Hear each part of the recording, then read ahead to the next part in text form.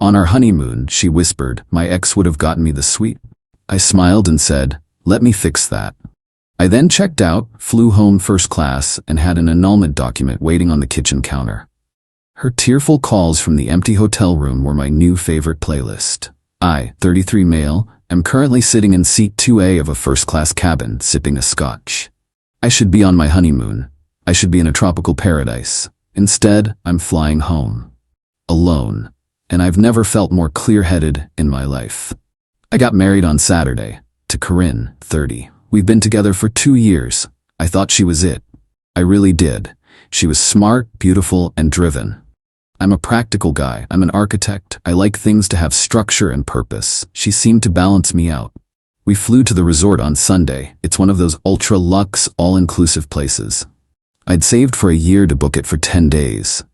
I got us an oceanfront room. Not the presidential villa, no, but a $900 a night stunning room with a private balcony and a massive soaking tub. I was proud. I thought it was perfect. I was wrong. For the first 48 hours, Corinne was pouty. She was quiet. She'd sigh when she looked at the resort map. She kept taking pictures and then deleting them. The lighting is just not right. Last night, Tuesday, I thought I'd fix it. I ordered a bottle of very expensive champagne to the room. I was pouring 2 glasses, the sunset was hitting the water, it was pure magic. Adam, this is nice, she said. She was looking out at the ocean, but not at it. Nice, I said laughing.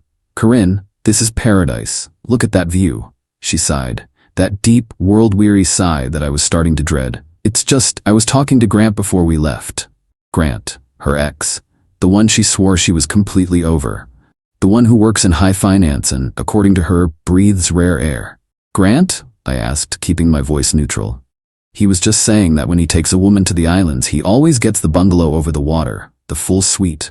You know, the ones with the private plunge pool. He said anything less is just tacky. I stopped pouring. The champagne fizzed over the rim onto my hand. I stared at her. Tacky. His words, not mine, she said quickly, but her face was all agreement. It's just, he has such good taste. He would have gotten me the suite. He knows what I'm worth. And there it was. I'm not an idiot. I know what that meant. It wasn't about the room. It was about him.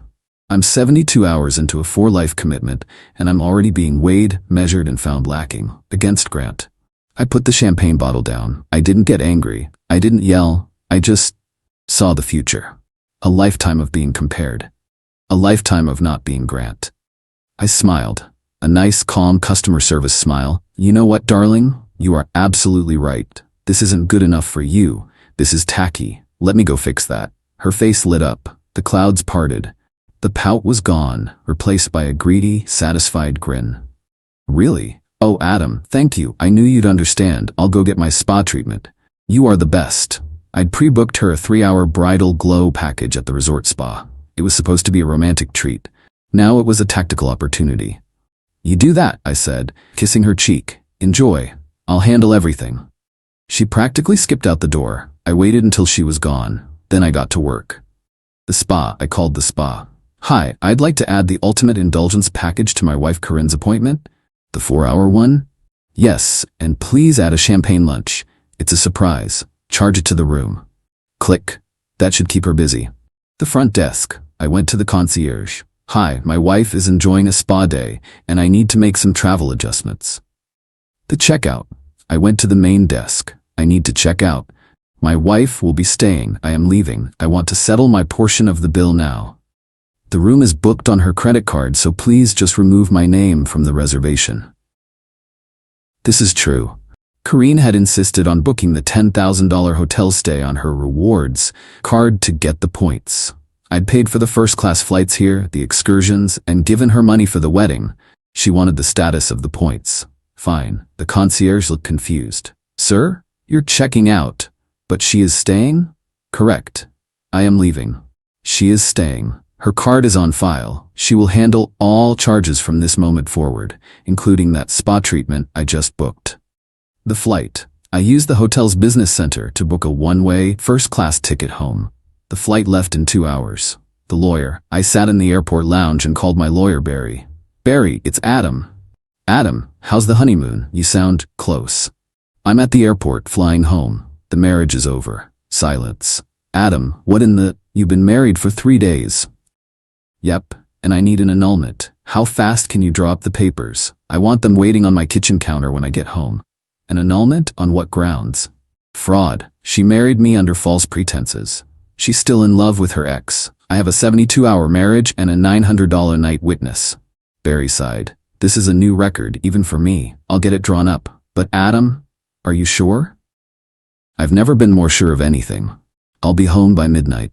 The home. I landed, took a car to my condo, my property, premarital, all mine, and let myself in. The silence was perfect. Barry had emailed me the documents. I printed them out and laid them neatly on the kitchen island. The locks. I called a 24-hour locksmith. New locks, new deadbolts, new garage code. My phone started vibrating as I was paying the locksmith. It was 1 a.m. my time. Must be about 7 p.m. her time. Her spa day was over. I let it go to voicemail. I poured myself that scotch I mentioned. And then I listened. Voicemail 1, Corinne, confused. Adam, where are you? I just got back to the room and you're not here. Your bags are gone. This isn't funny. And the spa tried to charge my card. They said you booked a bunch of extra stuff and then told them I was paying for it. Call me. This is a bizarre surprise. Voicemail 2. 10 minutes later, voice rising. Okay, I'm at the front desk. They said you checked out, that you flew home. What the hell is going on, Adam? Are you insane? You left me here. You left me with the entire hotel bill. Call me back right now. You are a dead man. Voicemail 3. Corinne, 30 minutes later, full-on panic. Adam, please pick up. My card is declined. The hotel bill. Adam, it's a $10,000 hold. My card doesn't have that. They're saying I have to pay or they're gonna call the authorities. Adam, please. I'm sorry. Okay, I was stupid. I didn't mean it. Grant is nobody. Please, you can't do this to me. You can't just leave me here. I sipped my scotch. Her tearful calls from the empty hotel room. Well, you know the rest. I hit play again. My new favorite playlist. Update 1. It's been 2 weeks. I feel weirdly serene. It's the silence, I think. So the calls stopped after that first night. I'm assuming she had to make the most humiliating call of her life to her parents, or maybe even to Grant, to get her passport out of hock and pay the hotel bill she was now responsible for. She got home about 4 days after I did. I know because a cab pulled up, and my security camera alerted me. I watched on my phone as she, dragging our expensive wedding gift luggage, walked up to the condo door. She fumbled with her key. It didn't fit. She tried again and again. The shoulders started to heave. Then she pounded on the door. Adam, I know you're in there, you bastard. Open this door. This is my home. I just sat on my couch, watching the feed. Correction, Corinne. It's my home, my name on the deed, my mortgage. She eventually gave up and slumped down on the steps, making a call. 10 minutes later, a car pulled up. Her mother, Diane. The real fun started the next day. Diane showed up, alone. She rang the bell. I answered, holding a mug of coffee. Adam, she said, her voice tight with forced civility. You need to stop this. This is childish. Stop what, Diane? Enjoying the quiet in my own home? You abandoned my daughter, she hissed. In another country, with no money. Are you a monster? I left an adult woman who has her own credit cards and a return ticket at a 5-star resort she insisted on booking. She was hardly in danger. She just had to pay her own way, which, it turns out, she couldn't. Diane's face went purple. She had to call me. I had to wire her $10,000. She was humiliated. She had to fly home in economy. Economy, Adam. She's embarrassed, I said, taking a sip. There's a difference. She humiliated me, 72 hours into our marriage, by comparing me to her ex-boyfriend. Oh, grow up, Diane snapped. The civility was gone. She was just making an observation. Grant is very successful. You can't be mad at her for his success. She's a woman who appreciates nice things. You're punishing her for having standards. I just stared at her. The apple didn't fall far. It didn't even roll. It's over, Diane. The annulment is filed. I've already sent her the papers via a process server to your house, which I assume is where she's staying. You can't annul. She won't sign. Diane's eyes were bulging. She wants to go to counseling. She's willing to forgive you for this immature tantrum. Forgive me? I actually laughed. Wow. Yes, you overreacted. You ruined her honeymoon. Now, she's coming by tomorrow to get her things. And she's bringing her brother Ben. just so you don't try anything. Fine, I said. She can get her personal effects. Tomorrow at noon, I'll have them boxed on the porch. She is not to enter my home. Diane's eyes narrowed. She scanned the living room behind me, and her gaze landed on it. The artifact. It's a sculpture I made. I'm an amateur sculptor. It's my passion. It's a large, abstract piece carved from a single piece of reclaimed redwood, twisting up into two forms that meet. I call it confluence. Corinne always loved it. Loved telling our friends she inspired it. And confluence, Diane said, pointing. She wants the sculpture. She says it was a wedding gift to her. The sculpture I spent 200 hours carving, the one that was in my living room a year before I met her. The sculpture stays, Diane. It's my work. It's premarital. We'll see about that, she spat. You're a monster, Adam. She loves you. She loves Grant, I corrected. Or at least, Grant's wallet. Goodbye. I closed the door. The next day at noon, a big U-Haul pickup truck rolls up. Corinne gets out, eyes red and puffy. Her brother Ben gets out of the driver's side. Ben is a lot. All neck and biceps. He's clearly here for intimidation. My security cameras are rolling. I've already moved 12 boxes of her clothes, shoes, and makeup onto the porch. I open the door and stand in the doorway. Adam, Corinne starts, the tears welling up instantly. Adam, please, don't do this. I love you. It was a mistake. I was stressed from the wedding. Here's your stuff, Corinne. Get it and go. You boxed it? Like trash? She whispered, horrified. Ben steps forward. You're a real piece of work, man, leaving her like that. What kind of man does that? Stay off my property line, Ben. You're here to move boxes. Move them. Corinne's eyes dart past me into the living room. She sees the empty space where the sculpture was. Where is it? She said, her voice suddenly cold. Where's what? Where is confluence? Where is my sculpture? I told your mother, it's not yours. It's in storage. It is mine, she shrieked, the tears vanishing. You gave it to me. We picked out the spot for it together. You said it represented US. I really didn't, Corinne. You said that. I just nodded. She lunged. She actually tried to push past me into the house. I'm getting it. I'm getting my sculpture. I blocked the door with my body. No, you're not. Ben steps up and gets in my face. Hey man, just let her get her statue. Don't be a jerk. It's not hers. Get the boxes and leave, or I'm calling the police for trespassing. And then he did it. Ben shoved me. Hard. You're the trespasser, asshole. That's his wife. I stumbled back into my own foyer. Big mistake. I pulled out my phone and dialed 911. Loudly, hello, I need police to my address immediately. I have 2 individuals trespassing on my property, one of whom just assaulted me. I have it all on camera. You've never seen 2 people's faces change so fast. Ben went from rage red to sheet white. Corinne just froze.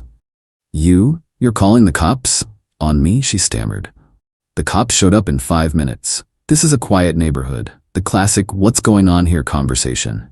Corinne immediately starts crying. Officer, he's my husband. We just got married. He locked me out of my home. He's abusive, and he stole my art. He's trying to sell my sculpture. The cop, a woman who looked like she'd seen it all, turned to me. Sir, you're home? Officer, I said, calm as possible. This is my premarital property. Here is the deed, in my name only, dated 2019. I handed it to her. We were married 10 days ago. I filed for an annulment based on fraud after an incident on our honeymoon. Here is the case filing. I handed her that too. Miss, Corinne's last name is here to pick up her personal belongings, which I boxed for her. She and her brother then tried to force their way into my home to take a valuable piece of my personal property, and he, I pointed at Ben, assaulted me in my doorway. I have it on video. The cop's expression didn't change, but her partner's did. He looked at Ben. Ma'am, the first cop said to Corinne, do you have any proof this sculpture is yours? A receipt? A bill of sale? A text message saying I give you this sculpture? No, Corinne cried. It was a symbol of our love. He made it for me. Sir, the cop said to me, did you make it for her? No, ma'am. I'm an artist. I made that piece in 2018, a full year before I met her. It's part of my portfolio. It has never been hers. The cop sighed, handing me back my papers. Ma'am, this is a civil matter. You need to take it up with your divorce lawyer. You cannot force your way into his home. Take your boxes and go. Sir, do you want to press charges on the shove? I looked at Ben, who looked like he was about to be sick. No, I just want them gone, off my property. They loaded the boxes in silence. As they were about to drive off, Corinne rolled down the window, her face a mask of pure, reptilian hatred. You won't get away with this, Adam. I will see you in court. I will get that sculpture. It's mine, you bastard. It's mine. I just went inside and locked my new deadbolt. My hands were shaking. Not from fear, but from the adrenaline. The sheer, bottomless audacity. I'd just been married to a person who would try to steal from me, lie to police, and use her family as muscle. My lawyer Barry is going to have fun with this. Final update, it's been 3 months. The war is over, and I won. It wasn't even a war in the end, it was a joke. The annulment was of course contested. Corinne got a lawyer, a real shark from a downtown firm, the kind that advertises "get what you deserve" on billboards. They argued the annulment was invalid, that it was a valid marriage, and that she, Corinne, was entitled to a full messy divorce. Why? They were trying to claim spousal support for a 72-hour marriage. They were claiming emotional distress, and that I was financially abusive for leaving her to pay her own $10,000 hotel bill, LOL. This is the part I was warned about, the immediate woman as victim card. They claimed I abandoned her and put her in physical danger. My lawyer Barry just methodically shut it down. Barry, was she in danger at the 5-star resort or at the airport motel her mother paid for? My client was destitute. He is a cruel, controlling man. Judge over Zoom, looking bored. Counselor, this marriage lasted 3 days. What assets could there possibly be to divide? And then Corinne's lawyer played her big card. Your Honor, there is a significant marital asset, a sculpture titled Confluence. My client's emotional attachment to this piece is immense, as it was a gift from the defendant. He is now withholding it out of spite. We have had the piece appraised, Your Honor, based on photos and the defendant's own artistic portfolio. Our expert values it at $25,000. I saw Barry's eyebrows shoot up. Shark lawyer, we are demanding the sculpture be turned over to my client, or that the defendant pay her 50% of its value, $12,500. This was it. The big shakedown. This was her real revenge. Not just to get the sculpture, but to extort me for it. The judge looked at Barry. Mr. Hayes' lawyer, your response to the $25,000 sculpture? Barry looked at me. I'd prepped him. I just nodded. Barry, Your Honor, we dispute the claim that this was a gift, but we do not dispute the appraisal. Corinne smirked, a full, triumphant gotcha smirk. In fact, we have the piece right here. We'd like to present it. I brought it in. We were at a neutral mediation office for this. I set Confluence on the table. It's about 3 feet tall. Corinne's lawyer looked thrilled. Their expert, a smarmy guy from a local gallery, was with them. Yes, the expert said. That's it. Redwood, beautiful lines. My $25,000 valuation stands. It's a significant work. And you're sure, Barry asked, that this is a single, valuable piece of redwood? Absolutely, said the expert. The artistry is in the form. Great, I said, and I reached up and with a firm twist I pulled the central sculpture part right out of the wooden base. The sculpture, the part Corinne was obsessed with, was a rock, a lumpy, painted rock. Corinne's face just broke. What? What is that? You don't remember? I asked, holding it up.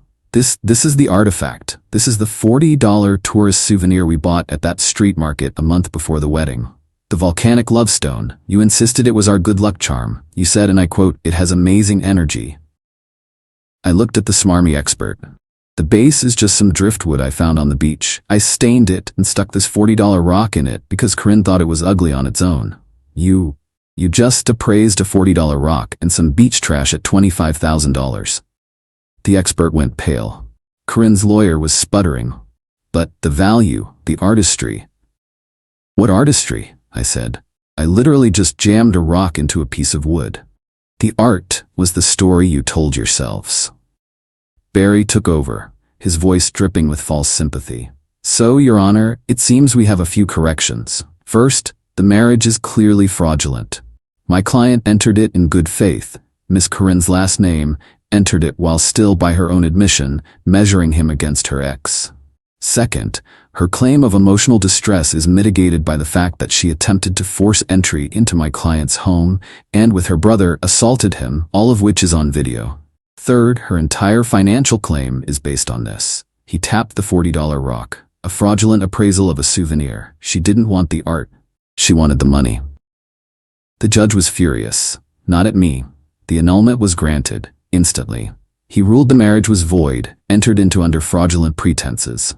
Because it's an annulment, it legally never happened. There is no marital property, no spousal support.